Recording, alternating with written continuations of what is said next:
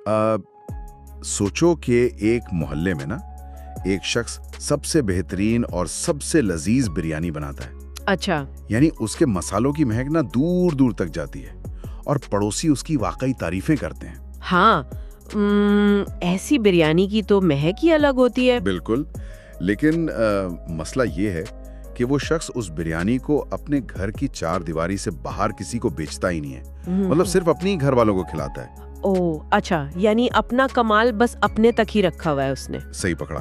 तो ज़राअत यानी एग्रीकल्चर की दुनिया में हिंदुस्तान की कहानी ना बिल्कुल ऐसी है। वाकई ये एक बहुत ही बेहतरीन मिसाल दी है आपने सिचुएशन को समझने के लिए। शुक्रिया।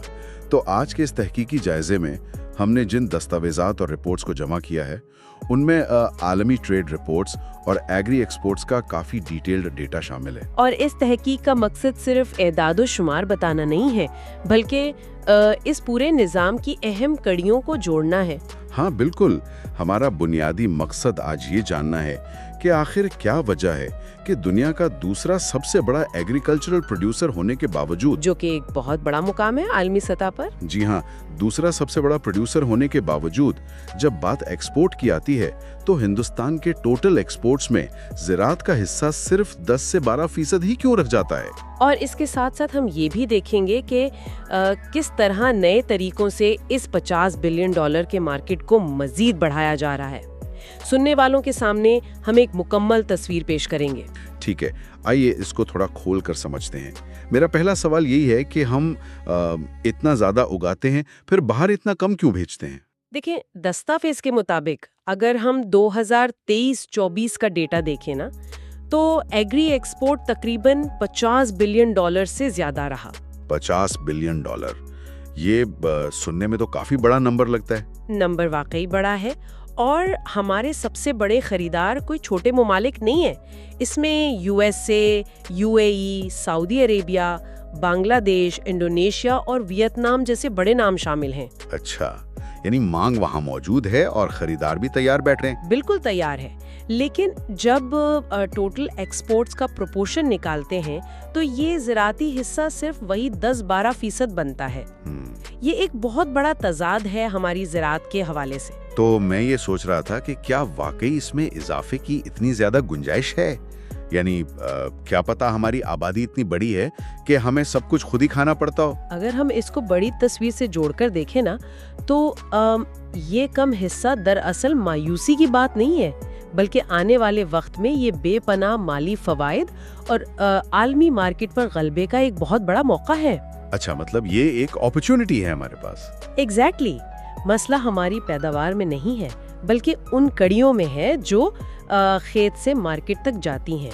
यहाँ आकर बात वाकई बहुत दिलचस्प हो जाती है जब हम देखते हैं कि बाहर की मार्केट मांग क्या रही है। हाँ, मुझे इसी पर आना था।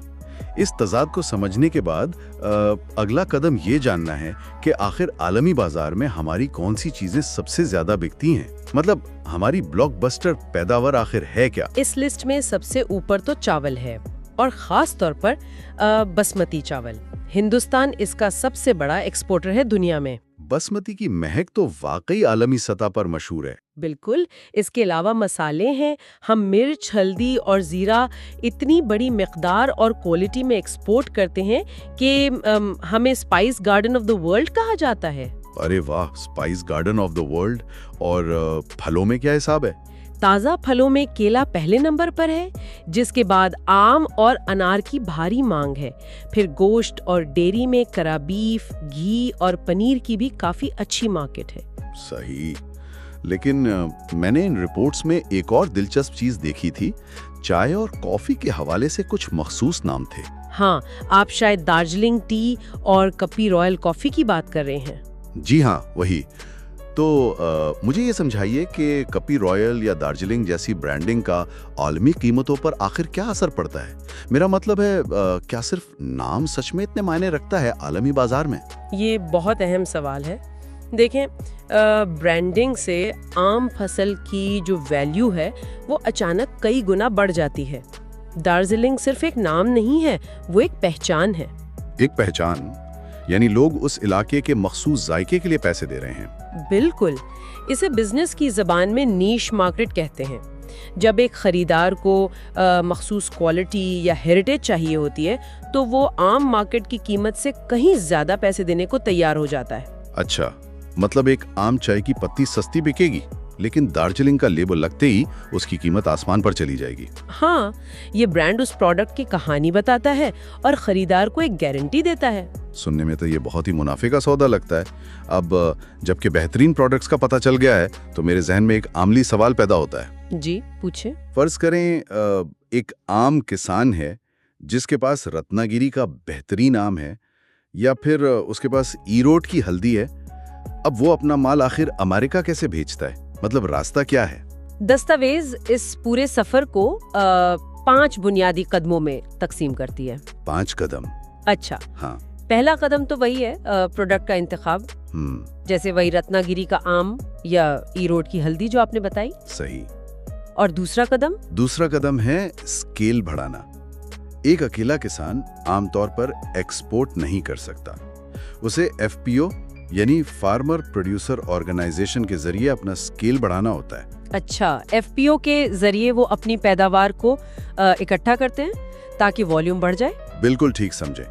फिर तीसरा कदम आता है क्वालिटी और सर्टिफिकेशन का, जिसमें ग्लोबल गैप, ऑर्गेनिक सर्टिफिकेशंस और APIDA के जरिए फाइटोसैनिटरी सर्टिफिकेट शामिल हैं। एक मिनट, यहाँ मैं थोड़ा रुकना चाहूँगा। मैंने जब दस्तावेज में ये फाइटोसैनिटरी सर्टिफिकेट देखा ना, तो मुझे ऐसा लगा जैसे ये किसी भी फल या सब्जी के लिए ना दूसरे देश जाने का अपना पासपोर्ट और वीज़ा हासिल करना है। ये मिसाल बहुत अच्छी है। वाकई ये वीज़ा लेने जैसा ही है। मैं बताती हूँ, यहाँ सबसे हैरान कुन बात यह है कि अकेले किसान के लिए इस वीज़ा यानी इस सर्टिफिकेट की रिक्वायरमेंट्स पूरी करना तकरीबन नामुमकिन होता है। क्यों? ऐसा क्या होता है सर्टिफिकेट में? क्योंकि आपको प्रूफ करना होता है कि आपके फल में कोई मखसूस कीड़ा या बीमारी नहीं है जो दूसरे देश की एग्रीकल्चर को बर्बाद कर दे। लेबोरेटरी टेस्ट होते हैं और इनका खर्चा बहुत ज्यादा होता है। अच्छा, तो यहाँ वही FPO वाली बात काम आती है कि जब लोग मिलकर काम करते हैं तो खर्चा बढ़ जाता है। ये नो मेरा मतलब है बिल्कुल सही। छोटे किसानों को FPO आलमी सतह पर मुकाबला करने की ताकत देता है। एक आम किसान के लिए अकेले ये खर्चा उठाना मुश्किल है। ठीक है, ये 3 कदम तो समझ आ गए।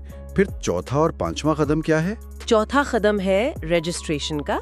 इसमें DGFT से IEC कोड लेना, APDA में रजिस्ट्रेशन करवाना, इनवॉइस बनाना, पैकिंग लिस्ट और बिल ऑफ लेडिंग तैयार करना शामिल है। यानी पेपर वर्क वाला हिस्सा।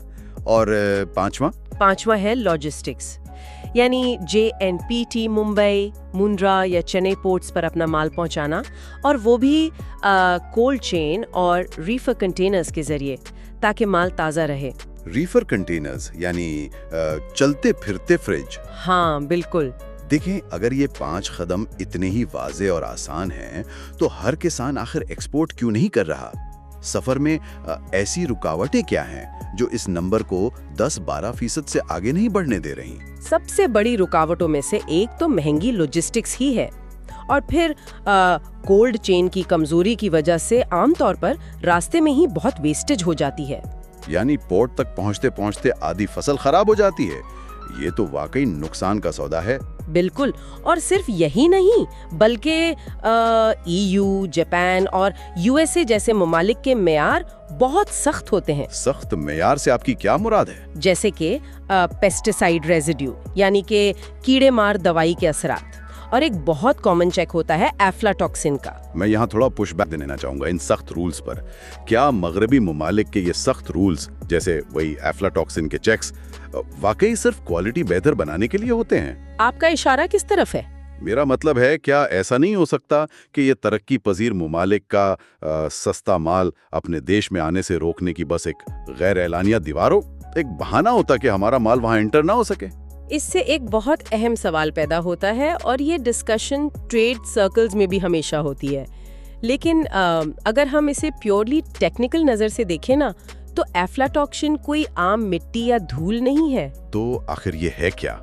ये दरअसल एक फंगस होती है जो खास तौर पर हल्दी, मिर्च और मूंगफली में पैदा हो जाती है अगर उन्हें सुखाते वक्त थोड़ी सी नमी रह जाए। और इस फंगस से बनने वाला जहर सीधा लिवर कैंसर की वजह बन सकता है। बाप रे, लिवर कैंसर! यानी ये डायरेक्ट इंसानी सेहत का बड़ा खतरा है। बिल्कुल। और सबसे मुश्किल बात यह है कि इसे पकाने या उबालने से भी ये जहर मरता नहीं है। अच्छा, तो यानी कंज्यूमर सेफ्टी को यकीनी बनाना उनका मेन मकसद होता है इन चेक्स के जरिए। सही कहा। इंटरनेशनल मार्केट में बिजनेस करने के लिए उन स्टैंडर्ड्स को फॉलो करना एक लाजमी शर्त होती है। फिर आलमी मुकाबला भी तो देखें। मुकाबला कैसा? जैसे वियतनाम से चावल में हमारी कड़ी टक्कर होती है, ब्राजील सोयाबीन में आगे है और थाईलैंड फलों के मार्केट में बहुत एक्टिव है। अगर हमारा क्वालिटी स्टैंडर्ड थोड़ा भी गिरा तो बायर वहां चला जाएगा। सही बात है, वहाँ ऑप्शंस की कमी नहीं है। तो इन सख्त कवानीन और रुकावटों के बावजूद क्या वाकई निराश होने की ज़रूरत है? यानी क्या किसानों की मदद नहीं हो रही इन चैलेंजेस को पूरा करने में? बिल्कुल निराश होने की जरूरत नहीं है। दस्तावेज में ऐसी बहुत सी मिसालें हैं जहां सरकार मदद फराहम कर रही है और लोग वाकई कामयाब भी हो रहे हैं। ऐसी कौन सी स्कीम्स हैं? सरकारी स्कीम्स में APADA की तरफ से माली मदद दी जाती है। इसके अलावा MIDH है जो फ्रूट्स और वेजिटेबल्स के लिए सब्सिडी देता है। TMA है जो शिपिंग कॉस्ट पर सब्सिडी देता है। ये TMA यानी फ्रेट का खर्चा थोड़ा कम हो जाता है। हाँ, ठीक वही। फिर ODOP यानी वन डिस्ट्रिक्ट वन प्रोडक्ट और नाबार्ड या SFAC की फंडिंग भी किसानों को मिल रही है। अच्छी खासी टेक्निकल लिस्ट बन गई है ये तो। लेकिन जमीन पर इसका असर कैसा हो रहा है? कुछ कामयाब मिसालें भी दस्तावेज में है ना? बहुत अच्छी मिसालें हैं। जैसे महाराष्ट्र के किसानों ने अपने अनार के आरल्स यानी अनार के दानों को पैक करके यूरोप और गल्फ भेजना शुरू किया है। और आप जानते हैं इस पर उन्हें कितनी कीमत मिलती है? कितनी? लोकल मार्केट के मुकाबले में तकरीबन 4 गुना ज्यादा कीमत मिलती है उन्हें। 4 गुना? ये तो एक जबरदस्त मार्जिन है। बिल्कुल। और केरला के ऑर्गेनिक स्पाइसेस भी इसी तरह प्रीमियम प्राइस पर एक्सपोर्ट हो रहे हैं। सह्याद्री फार्म्स FPO की मिसाल तो सबसे शानदार है। सह्याद्री फार्म्स, उन्होंने आखिर ऐसा क्या अलग किया? वहाँ 10,000 किसानों ने मिलकर एक FPO बनाया और आज उनका टर्नओवर 200 करोड़ रुपए से भी ज्यादा का है। मिलकर काम करने की वजह से वो कोल्ड चेन और प्रोसेसिंग अफोर्ड कर पाए। 10,000 किसान एक साथ आए, ये सुनकर ही बहुत उम्मीद बनती है।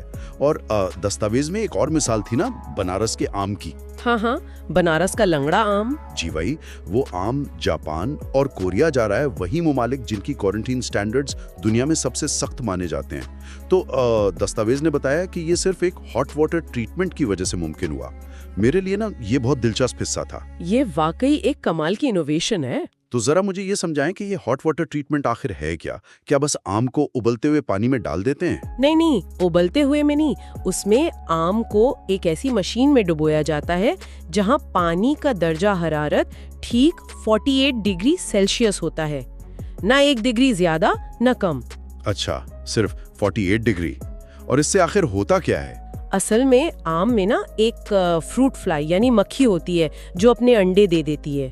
अगर आम ठंडा रह गया तो अंडे बच जाएंगे और अगर आपने उसे 50 डिग्री पर हीट कर दिया तो आम अंदर से थोड़ा उबल जाएगा और उसकी शेल्फ लाइफ खत्म हो जाएगी। ओह, तो यानी 48 डिग्री वो स्वीट स्पॉट है जहां कीड़ा मर जाता है लेकिन आम बिल्कुल ताज़ा और ठीक रहता है। एग्जैक्ट पॉइंट है ये। बस इसी सादगी और टेक्नोलॉजी के मिलाप में ना सदियों पुराने बनारस के आम को अचानक जापान जैसी सख्त मार्केट तक पहुंचा दिया। वाह, एक सादी सी टेक्नोलॉजी ने नई मार्केट्स के दरवाजे खोल दिए। मैं तो वाकई इस ट्रीटमेंट की तारीफ करूंगा। ये रुकावटों को कामयाबी में बदलने का बेहतरीन तरीका है। और ये साबित करता है कि अगर सही सरकार की मदद और थोड़ी सी टेक्नोलॉजी का इस्तेमाल हो तो हमारा किसान इंटरनेशनल मयार पूरा कर सकता है। सही है। तो कामयाबी की इन मौजूदा मिसालों के बाद आइए थोड़ा आगे देखते हैं। अगले चंद सालों में इस फील्ड का रुख आखिर किस तरफ है? मुस्तकबिल के हवाले से ना कुछ बहुत वाज़े रुझानात सामने आ रहे हैं। पहला तो है ऑर्गेनिक फार्मिंग का एक्सपोर्ट। उसमें हर साल तकरीबन 15% इजाफा देखने को मिल रहा है। 15% सालाना, ये बहुत तेजी से बढ़ रहा है। हाँ, आलमी सतह पर सेहत के मुतालिक बेदारी बढ़ रही है।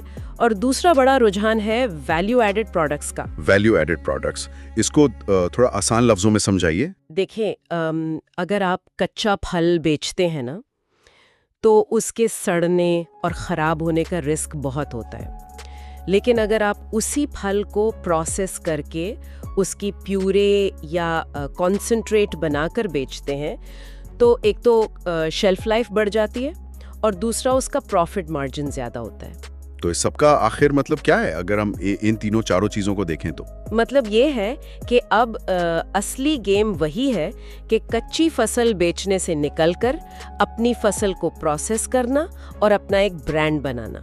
सही। और मिलेट्स का जिक्र भी था ना डायरियों में, मोटे अनाज। बिल्कुल, जिसे श्री अन्ना भी कहा जाता है। आपको याद होगा यूएन ने 2023 को इंटरनेशनल ईयर ऑफ मिलेट्स करार दिया था। हाँ, मुझे याद है। उसका कोई खुसूसी फायदा हुआ एक्सपोर्ट में? बहुत बड़ा फायदा। मिलेट्स के एक्सपोर्ट्स तकरीबन डबल हो गए उस एक साल के अंदर। दुनिया अब इन सुपर फूड्स की तरफ वाकई बहुत तेजी से रुख कर रही है। ये तो बेहतरीन खबर है। और मैंने कुछ डिजिटल एप्स के बारे में भी पढ़ा है इस रिपोर्ट में। हाँ, ई-नाम और निर्यात मित्रा जैसी डिजिटल एप्स किसान का रास्ता बहुत आसान कर रही हैं। अच्छा, ये एप्स आखिर करती क्या हैं किसान के लिए? ये उन्हें इंटरनेशनल बायर्स के साथ डायरेक्ट कनेक्ट करती हैं, लाइव रेट्स बताती हैं और रजिस्ट्रेशन का सारा प्रोसेस आसान कर देती हैं। डिजिटल प्लेटफॉर्म आने वाले वक्त में इनकी सबसे बड़ी ताकत है। यानी मिडलमैन वाला सिस्टम अब धीरे धीरे टेक्नोलॉजी की वजह से कम हो रहा है। इसलिए एक्सपर्ट्स की ये तजवीज़ भी है कि नए लोग अचानक बहुत बड़ा रिस्क ना लें, बल्कि छोटी शुरुआत करें। ट्रेड फेयर्स जैसे IITF या गल्फ फूड या बायोफैच में शिरकत करें। बिल्कुल, वहाँ उन्हें मार्केट का सही अंदाजा होता है। सीधी बात खरीदार से होती है। तो आज की इस पूरी गुफ्तगू को और इन तमाम रिपोर्ट्स को समेटते हुए सुनने वालों के सामने बात का एक निचोड़ पेश करते हैं। जी, निचोड़ यही है कि हमारा 2030 तक $100 बिलियन ज़राती बरामदात का जो टारगेट है वो बिल्कुल मुमकिन है, उसमें कोई शक नहीं है। लेकिन उसकी एक शर्त है ना? हाँ, शर्त यही है कि क्वालिटी, कंसिस्टेंसी और सर्टिफिकेशंस पर सख्ती से अमल किया जाए। अगर इन चीजों पर समझौता किया तो टारगेट हासिल करना मुश्किल हो जाएगा। सही। ये निज़ाम सिर्फ किसानों के लिए ही नहीं, बल्कि जो नए एंटरप्रेन्योर्स आ रहे हैं उन सब के लिए एक सुनहरा मौका है। वाकई ये पूरी सप्लाई चेन में रोजगार और बेहतरी लाएगा। ठीक है, तो आखिर में सुनने वालों के जहन के लिए मैं एक नया और थोड़ा सोचने पर मजबूर करने वाला ख्याल छोड़ना चाहता हूँ। जरूर बताएं। देखें, हमने आज वैल्यू एडिशन की बात की, डिजिटल एप्स की बात की।